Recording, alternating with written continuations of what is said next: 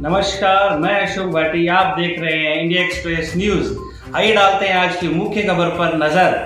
बूढ़वाल गांव में जोहड़ वाले बाबा का मेला व विशाल भंडारे का आयोजन हुआ, जिसमें मुख्य अतिथि के रूप में पहुंचे तिजारा विधायक बाबा बालकनाथ योगी। बालकनाथ ने कार्यक्रम में पहुंचते ही जोहड़ वाले बाबा के दर्शन कर वहां मौजूद लोगों को संबोधित किया। बाबा बालकनाथ ने शिवरात्रि की सभी क्षेत्रवासियों को शुभकामनाएं दी। मेले में बाबा बालकनाथ ने मंदिर में टाइल लगाने की मंच से ही घोषणा की। कहा, अगले मेले तक मंदिर में टाइल लग जाएगी। और क्या कहा तिजारा विधायक बाबा बालकनाथ योगी ने, सुने आप देखते रहिए इंडिया एक्सप्रेस न्यूज। भुवनेश्वर रोला के साथ अशोक भाटी की रिपोर्ट।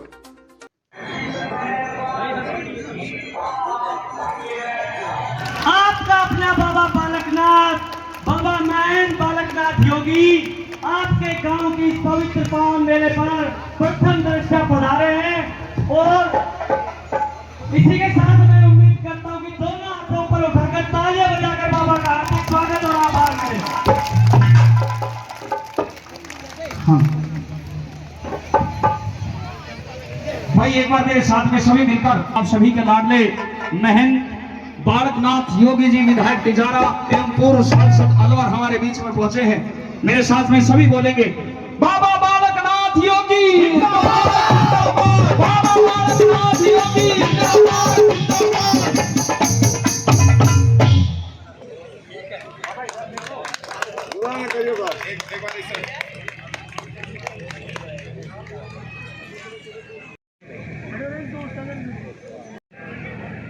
त्र्यंबकम यजामहे सुगंधिम पुष्टिवर्धनम उर्वारुकमेव वंदनाय मृत्योर्मुक्षी अमामृतात्।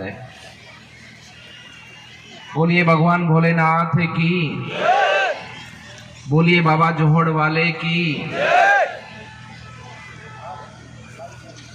बहुत ही आज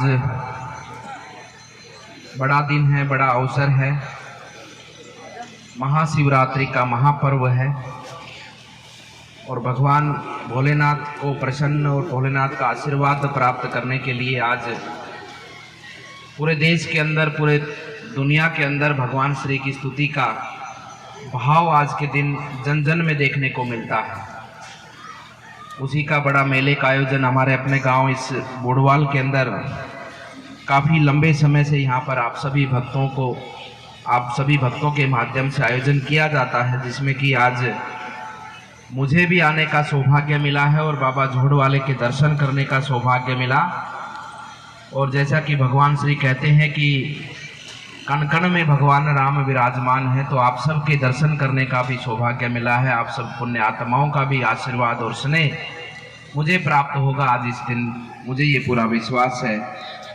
आज इस कार्यक्रम में उपस्थित, जो मेले का कार्यक्रम है, इसमें डॉक्टर RC यादव जी भी पधारे हैं, संजय मीर जी मंडल अध्यक्ष भी हैं, हमारे जयप्रकाश झामर जी जो कि हमारे जिला पार्षद वहाँ पर उपस्थित हैं, राजाराम एडवोकेट जी उपस्थित हैं, और समस्त कमेटी के जो सदस्य हैं, जिसमें कृष्ण जी हैं, निहाल जी हैं, अनिल जी हैं, देशराज जी हैं, राम किशन जी हैं, धर्मवीर जी हैं, राम निवास जी हैं, अमीलाल जी योगी जी हैं, और समस्त आपकी भजन मंडली, जिसमें अरुण बोस के साथ में सभी जो गायक कलाकार बंधु हैं, वो भी भगवान श्री का वंदन, उनका वर्णन अपनी वाणी के माध्यम से आप सबको उससे अनुग्रहित करने के भाव से आपके बीच में पहुंचे हैं।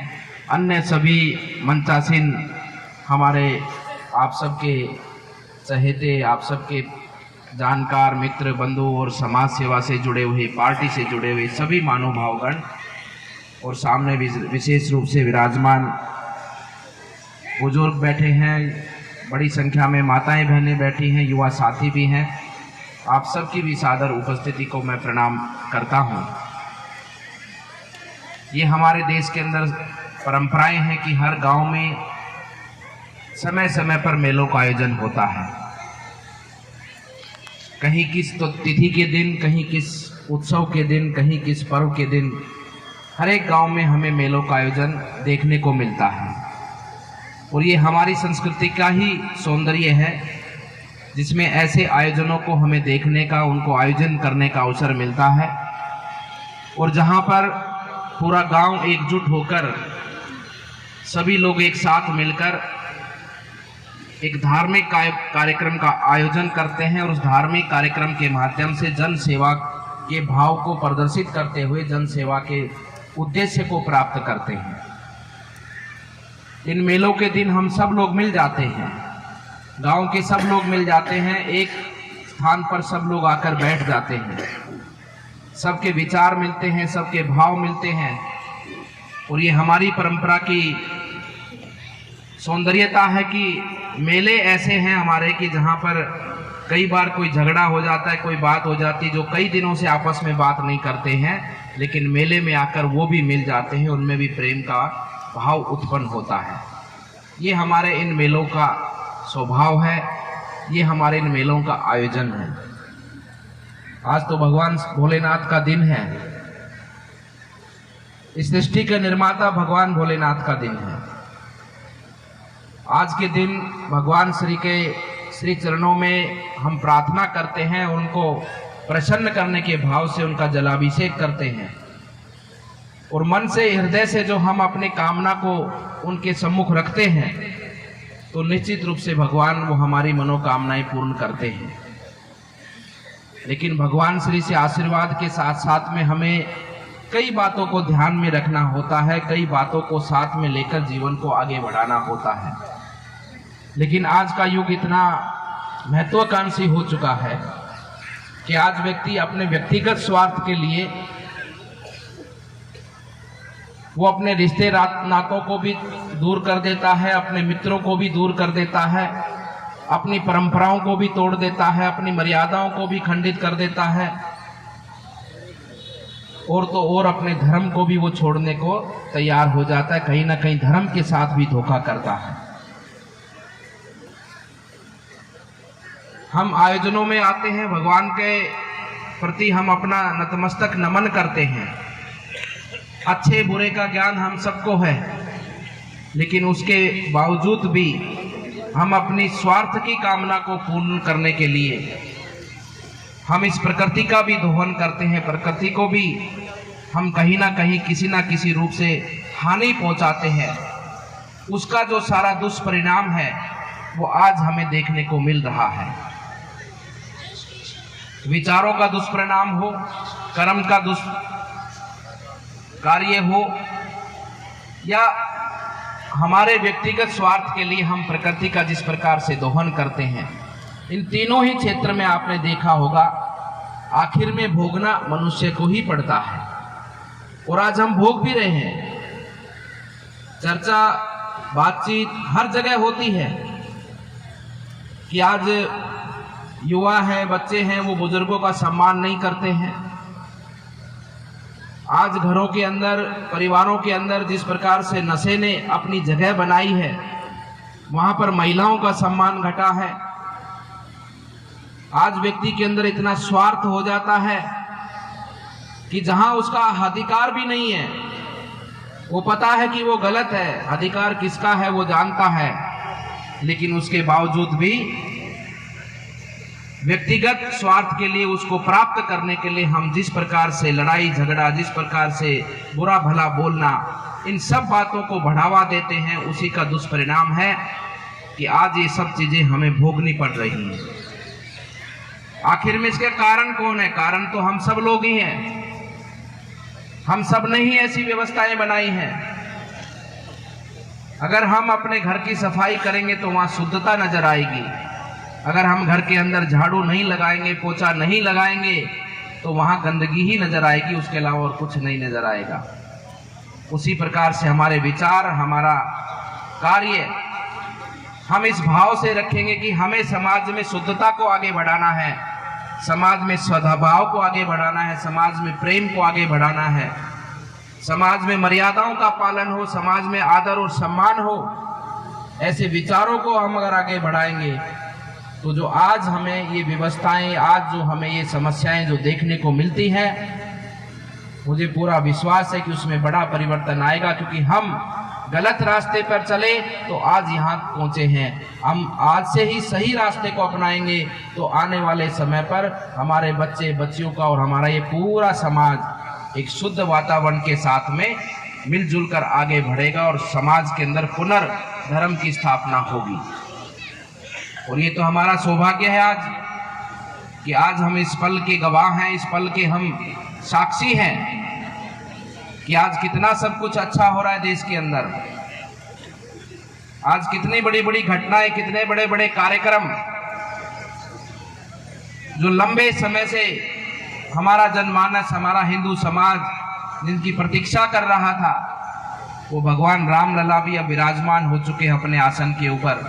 ये हमारा सौभाग्य है कि हम सब वो देख पा रहे हैं, हम वो देख रहे हैं आज। और ये उसी सुख की अनुभूति है जब भगवान श्री राम लंका विजय कर कर अयोध्या लौटे थे तो पूरा भारत, पूरी नगरी, पूरा ये देश प्रसन्न था और उसी समय राम राज्य की स्थापना हुई थी। आज हम भी उस पल के गवाह बन रहे हैं, हम भी यही महसूस करते हैं, हम भी वैसी ही अनुभूति रखते हैं कि भगवान रामलला विराजमान हो चुके हैं। अब ये प्रजा सुख का भोग करेगी और सुख के वातावरण के साथ में इस देश को लेकर आगे बढ़ेगी। इसलिए बंधुओं, आज शिवरात्रि है, भगवान का अभिषेक कर दिया, भगवान के वहाँ प्रसाद चढ़ा दिया, भगवान के वहाँ पर हाथ जोड़ लिए और हम सब लोग भी यहाँ पर आकर भंडारे के अंदर सम्मिलित हो गए। केवल इतना मात्र नहीं, यहाँ से संस्कार लेकर जाएं, यहाँ से मर्यादाएं लेकर जाएं, यहाँ से हमारा कर्म लेकर जाएं कि एक व्यक्ति का कर्म क्या होता है। उस भाव से अपने जीवन को हम आगे बढ़ाएंगे, तभी हमें परिवर्तन देखने को मिलेगा और तभी भगवान का आशीर्वाद हम सबको प्राप्त होगा। अभी प्रधान जी भी पहुंच गए हैं, तो तभी हमको भगवान का आशीर्वाद प्राप्त होगा, अन्यथा हम इस मकड़ जाल के अंदर फंसते जाएंगे, कहीं शांति नहीं मिलेगी, कहीं मन को स्थिरता नहीं मिलेगी। कुछ होते हुए भी, सब कुछ होते हुए भी ऐसा लगेगा कि मेरे से पता नहीं क्या छूट रहा है। सब कुछ होते हुए भी ऐसा लगेगा कि मेरे पास कुछ नहीं है। इसलिए इन विचारों के साथ में हम आगे बढ़ें और अच्छाई की स्थापना करते हुए अपने देश, अपने इस धर्म, अपने संस्कृति को और अपने इस मानव समाज को लेकर हम सब आगे बढ़ते हुए इस देश का कल्याण करें। ये कोई और आके नहीं करेगा, हम सबको ही करना पड़ेगा, क्योंकि भगवान ने बुद्धि इंसान के अंदर दी है, मनुष्य के अंदर ही बुद्धि दी है और मनुष्य का ही कर्तव्य बनता है कि वो कैसा परिवर्तन चाहता है, वो कैसी व्यवस्थाएं चाहता है, वो कैसे समाज और देश का निर्माण करना चाहता है। वो जैसा सोचेगा वैसा ही होगा। अंत में मैं इतना ही कहना चाहता हूं, माता पिता की सेवा, ये तो भगवान स्वयं भोलेनाथ ने कहा है। आपको भी बहुत लोगों ने सुना होगा उस कहानी को, ये वास्तविकता है। जब भगवान भोलेनाथ के पुत्र गणेश जी, कार्तिकेय जी, किसी बात के लिए जब उनमें चर्चा हुई तो भगवान ने कहा कि पूरे विश्व ब्रह्मांड का एक बार आप चक्कर लगा के आओ, जो पहले आएगा उसको मिलेगा। अब कार्तिकेय जी तो निकल दिए, लेकिन गणेश जी महाराज ने अपने माता पिता के 4 चक्कर लगाए और कहा कि मेरा तो संसार अपने माता पिता ही है। इसलिए युवा साथियों, आप अपने पे अभिमान मत करो कि मैं 12वीं के अंदर 90% से ऊपर ले आया। आप अपने पर अभिमान मत करो कि मैं खुद की मेहनत पर नौकरी लग गया। आप अभिमान मत करो कि आपने धन कमा लिया। आप जो कुछ भी कर पा रहे हो तो केवल और केवल आपके माता पिता के कारण कर पा रहे हो, अन्यथा आप इस संसार में जन्म ही नहीं ले सकते। तो करने की तो दूर की बात है। माता पिता चाहे जैसे भी हो, अगर हम उनको प्रेम करेंगे तो वो आपको आपका आशीर्वाद ही देंगे। छोटी मोटी बातें होती हैं, उनको सही करके अपने माता पिता की सेवा करते हुए इस जीवन को आगे बढ़ाएं। मैं पुनः अपने बूडवाल गांव के सभी बुजुर्ग माताएं, बहनें, युवा साथियों का हार्दिक धन्यवाद, अभिनंदन करता हूं और धन्यवाद देता हूं हमारे जो भक्त हैं, जिनके माध्यम से मैं आप सबके दर्शन करने का सौभाग्यशाली हुआ। ऐसे हमारे पुष्पेंद्र जी का भी, क्योंकि उनके माध्यम से ही मुझे आज इस कार्यक्रम में आने का अवसर। वो बहुत जिद्दी आदमी है भाई, बहुत ज़्यादा जिद्दी है। सुबह से शाम तक 10 बार फ़ोन करेगा, एक बार मैं उठाऊंगा इसका 2 बार। मैंने कहा यार कोई बेचारा कोई काम ही ऐसा हो कहता। मैंने कहा भाई काम हो तो बजे रात को 3 बजे फ़ोन कर, मेरा कभी